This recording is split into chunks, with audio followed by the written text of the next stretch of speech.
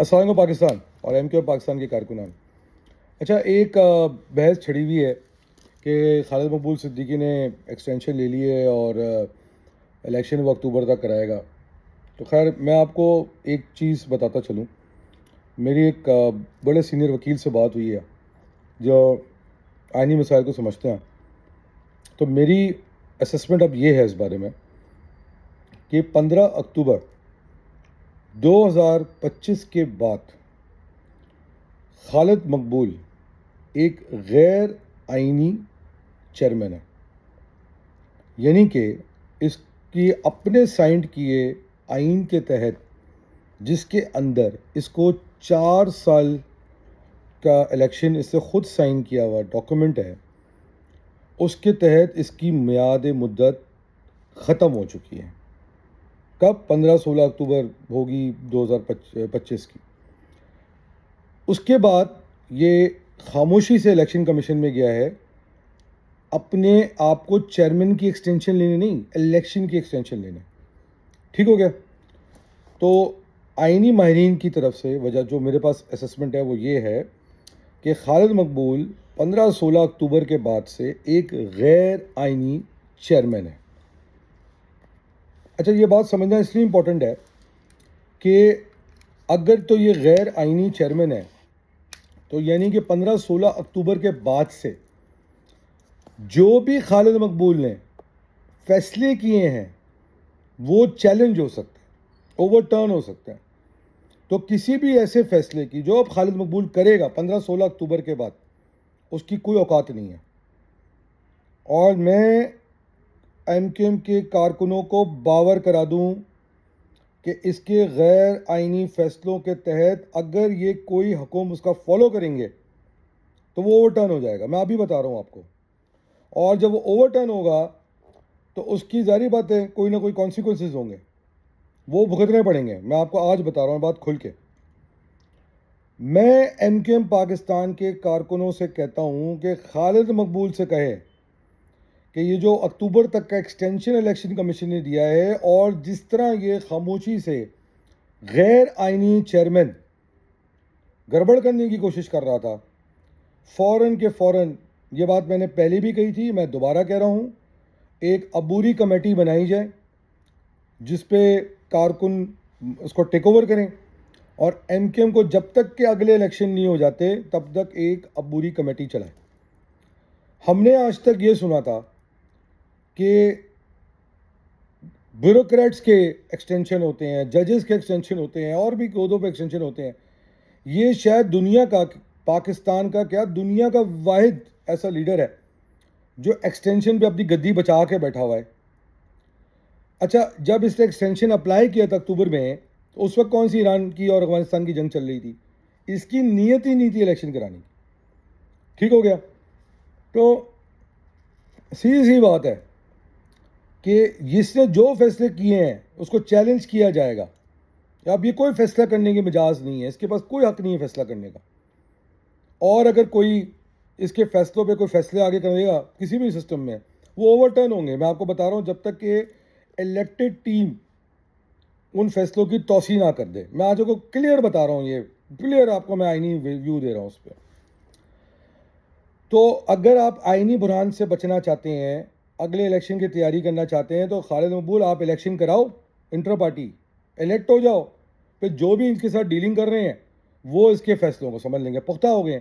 مگر اگر الیکشن صحیح طرح سے ہوتے ہیں جس میں 90-95% چانس ہے کہ یہ ہارے گا الیکشن، ٹھیک ہے، تو جو بھی یہ غلط فیصلے کرے گا، چاہے اتحادی ہیں کوئی بھی ہیں، سن لیں، اس کے سارے فیصلے اوور ٹرن ہوں گے اگر وہ فیصلے غلط ہوں گے، اگر وہ ملک کے مفاد میں نہیں ہوں گے، اگر وہ پاکستان کے مفاد میں نہیں ہوں گے، یا اس کی ذات کے ہوں گے، کوئی ایسے اپوائنٹمنٹ ہوں گے، وہ سب ہوں گے. اگر اس نے کوئی مالی فیصلہ کیا ہے اس کی حساب کتاب کیا جائے گا، ریکوری ہوگی. میں آپ کو ابھی بتا رہا ہوں، یہ آئینی پوزیشن ہے. میں بہت جلد ایک آئینی ماہر لائر کے ساتھ لائیو آؤں گا اور آپ کو مزید باتیں بتاؤں گا. میں مزید انویسٹیگیشن کر رہا ہوں.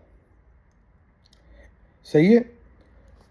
ایک بات اور میں کرتا چلوں کہ ایک غلط فہمی ہے کہ جی خالد مقبول طوفان سے نکال کے MQM کو لائیں. خالد مقبول صاحب اور آپ کے ساتھی کان کھول کے سن لیں, یہ جو خاموشی ہے نا, یہ طوفان سے پہلے کی خاموشی ہے. طوفان تو ابھی آئے گا, طوفان تو ابھی آئے گا اگر آپ کو غلط آئینی غیر آئینی کام کرو گے.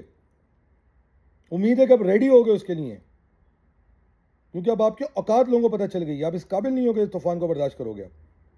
MQM کے کارکنان طوفان لائیں گے, وہ اس تحریک کو اپنے ہاتھ میں لیں گے, وہ نہیں قبول کریں گے اس طرح کی قابض قیادت کو جو نہ عوام میں مشہور ہے. میں کہتا ہوں نا, خالی مقبول ایسے نہیں کہتا, صرف نام میں مقبول ہے, نہ عوام میں اس کی پذیرائی ہے, نہ کارکنوں میں اس کی پذیرائی ہے. صرف ایک دو اپنے باپ جو اس نے بنا کے رکھے ہوئے ہیں زرداری جیسے, اس کے اوپر یہ قائم دائم ہے. اور میں آپ کو بار بار سمجھا چکا ہوں, میں اگر آصف علی زرداری ہوں اور میں چاہتا ہوں کہ شہری سندھ میرے قبضے میں رہے, تو اس کو ایک کمزور MQM چاہیے. وہ کمزور MQM جو ہے اس کو خالد مقبول کی شکل میں مل رہی ہے. وہ کیوں چاہے گا کہ ایک مضبوط MQM؟ اور اگر ہمیں شہری سندھ کو صحیح کرنا ہے تو ہمیں ایک مضبوط MQM چاہیے. مضبوط MQM وہ ہوگی جو MQM کے کارکنان چنیں گے انٹرا پارٹی الیکشن کے اندر, وہ جس کو لا کے پھر سربراہ بنائیں گے. اس طرح کی قیادت کے ساتھ, قابض قیادت کے ساتھ, غیر آئینی چیئرمین کے ساتھ کسی بھی تحریک میں جان نہیں ڈل سکتی, کوئی مقاصد اچیو نہیں ہو سکتے. کیوں؟ اب آپ یہ سمجھیں نا, یہ جو ایکسٹینشن ملی ہے, یہ کسی سے درخواست کی ہوگی نا کہ مجھے ایکسٹینشن دلواؤ, اس کی شکل تو ایسی ہے نہیں کہ اس کو دی جائے. تو جس سے درخواست کی ہوگی تو بدلے میں کچھ دے گا نا اس کو. یہ دماد تو ہے نہیں اس کا یہ کہ فری میں کر دی ہوگی, کچھ ریٹرن میں دے گا. وہ ریٹرن میں کیا دے گا؟ اس کو دینے کے کیا ہے؟ آپ کے حقوق پہ سودا کرے گا, اس شہر کے حقوق پہ سودا کرے گا, کارکنوں کے حقوق پہ سودا کرے گا. جیسے اس نے پہلے آپ کے مسنگ ورکرز کے معاملے کو اس پہ آنکھیں بند کر کے چیئرمین شپ پکڑ کے بیٹھا ہو رہا, اور کارکنوں کے 107 جو ہمارے کارکنان لاپتہ ہیں اس پہ آج تک آواز لب کشائی نہیں کی. سینکڑوں کارکنان جو ہمارے اسیری گزار رہے تھے ان پہ کبھی لب کشائی نہیں کی. مسنگ ورکرز کے خاندانوں کے لیے کبھی لب کشائی نہیں کی. اپنی جیبیں بھر رہے ہیں, اپنی جیبیں بھر رہے ہیں, امیر ہو رہے ہیں, ارب پتی ہو رہے ہیں, کروڑ پتی ہو رہے ہیں. اس لیے بارگیننگ ایجنٹ کے طور پہ قبضہ کر کے بیٹھے ہوئے ہیں. اور ظاہری بات ہے, چونکہ اس کو خریدنا آسان ہے, کیونکہ اس کے جو معاملے میں جھول ہے, جیسے میں کہہ رہا ہوں ایکسٹینشن اس لیے دی گئی ہے, اس کا کیا جنگ سے لینا دینا ہے؟ چلا جاتا نہیں ہے اس سے, دماغ ہے نہیں اس کا. کس کام میں آ رہا ہوگا یہ جس کے کام میں آ رہا ہے نا, جس کی وجہ سے اس نے سندھ میں حکومت قائم کی ہوئی ہے, شہری سندھ پہ اپنی بدماشی مچائی ہوئی ہے, یہ اس کے کام آ رہا ہے. تو فری میں کوئی کسی کے لیے کچھ نہیں کرتا. تو میں پھر کہہ رہا ہوں, یہ غیر آئینی چیئرمین ہے, کان کھول کے سن لیں, اس کے ساتھی بھی. اس کے فیصلے اگر غلط ہوئے, ملک کے مفاد میں نہیں ہوئے, شہر کے مفاد میں نہیں ہوئے, جو نئے آنے والے لوگ ان سارے فیصلوں کو اس کی ایویلویشن کرے گی. اور پھر ضروری نہیں ہے کہ اگر وہ فیصلے شہر کے, ملک کے, پارٹی کے, کارکنان کے مقاصد کے خلاف ہوئے تو وہ بدلے بھی جا سکتے ہیں. اس پہ کوئی کھڑا نہیں رہے گا, میں آپ کو ابھی بتا رہا ہوں. تو اگر کوئی مشکل فیصلے کروانے تھے آگے, تو ابھی انٹرا پارٹی الیکشن کراتے تاکہ پارٹی کا سسٹم ان فیصلوں کے پیچھے کھڑا رہتا. ابھی اتنے بڑے بڑے ہم بات کریں آئینی ترامیم کی, اگر آج یہ کوئی سودا کرتے قوم کا 28 ترمیم میں, بیچ دے قوم کو دوبارہ اپنے مسائل کے لیے, اپنے مقاصد کے لیے, تو کیا کریں گے آپ؟ پھر ہاتھ پہ ہاتھ رکھ کے بیٹھے رہیں گے. MQM کے کارکنوں کو چاہیے سوال کریں, عبوری کمیٹیاں بنائیں. وہ تنظیم چلائے گی جب تک الیکشن نہیں ہوں گے. اگر آپ نے یہ نہیں کیا, میں آپ کو بتا رہا ہوں, ابھی لکھوا لیں آپ کو یہ 28ویں ترمیمی بیچے گا, 29ویں ترمیمی بیچے گا, پارٹی کا بھی سودا کرے گا. اور یہ بھاگنے والا ہے, میں آپ کو پہلے بتا چکا ہوں, یہ امریکہ بھاگنے والا ہے, اس کی پوری ٹیم بھاگنے والی ہے. جنہوں نے شہر میں رہ جانا ہے وہ بھگت رہے ہوں گے. تو کارکنوں کو فیصلہ کرنا ہے، اور سارے گروہ کے کارکن کو، سارے سب کو لے کے نہیں جا پائے گا، فیصلہ آپ نے کرنا ہے، نقصان آپ کا ہے، شہر کا نقصان ہے، جماعت کا نقصان ہے، شہداء کے قربانیوں کا جو رائے گا ہونے جا رہی ہے نقصان. اور وہ جو میں نے پچھلے ویلاگ میں بولا کہ جی وہ پی ایس پی پہ ڈرامہ، او بھائی صفحہ ماتم بچھا ہوا ہے، امید کی کرن ختم ہو گئی ہے، یہ کوئی واپس جانے کا پلان، کوئی نہیں جا رہا واپس، سب بیٹھے ہیں، سب بیٹھے ہیں، حساب لیں گے. یہ پارٹی کسی کی باپ کی جاگیر نہیں ہے. جو پی ایس پی سے بھی جو مرجر ہو کے لوگ آئے ہیں، ان کی قربانی ہے ایم کے لیے، خون سینچا ہے انہوں نے. اس کے سر پہ کبھی انعام لگائے؟ یہ تو بھاگ گیا تھا بغیرت امریکہ ہندوستان کے پاسپورٹ پہ، اور قوم کا سودا کر کے واپس آیا. تو یہ فیصلہ آپ کارکنوں نے کرنا ہے. عبوری کمیٹی فارم کی جائے. یہ غیر آئینی چیئرمین قبول نہیں ہے، نہیں ہے، نہیں ہے.